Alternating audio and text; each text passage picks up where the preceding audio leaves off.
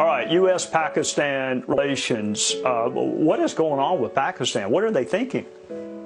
Pakistan is always a problem. They got caught trying to be neutral on Ukraine and cozy up to Russia so they can get trade and energy deals. But then remember, there's a new prime minister, right? So the question now is Pakistan's got to make some choices. And the head of Pakistan's army came out and said, go Ukraine. Now, Pakistan's a democracy, but the army keeps really tight control of politics. So let's see. This is not a good time for Pakistan to try to be neutral. But Trey, you know, the big problem there is also China's inroads into Pakistan. Yeah, I was going to ask you about that. I mean, our two most prevalent adversaries, Russia and China, and Pakistan, with a big army and nuclear weapons and a somewhat rocky past on the U.S. What is going on with China and Pakistan?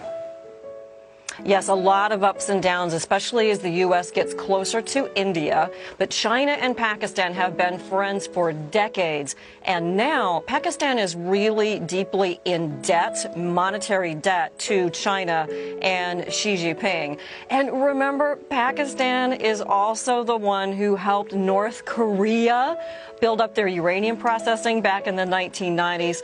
So Pakistan is always a bit of a wild card. But hey, back over to President Biden, though, to try to formulate a policy for Pakistan and see how it goes. There's a better chance, I think, with this new prime minister. But again, Pakistan's got some big choices to make. Do they want to be with the good guys, or are they going to be off on their own, Russia, China, and being neutral on Ukraine?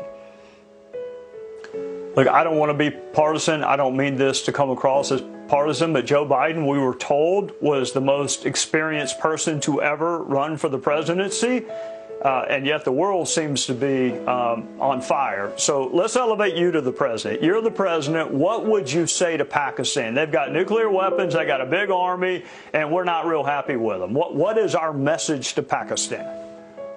Right. Pakistan needs to support Ukraine, stop looking for deals with Russia right now, limit their involvement with China, okay, and then also stop the anti-American policies that are part of the reason that Imran Khan, their prime minister, got voted out of office a couple weeks ago. So it's time to cool it on the anti-American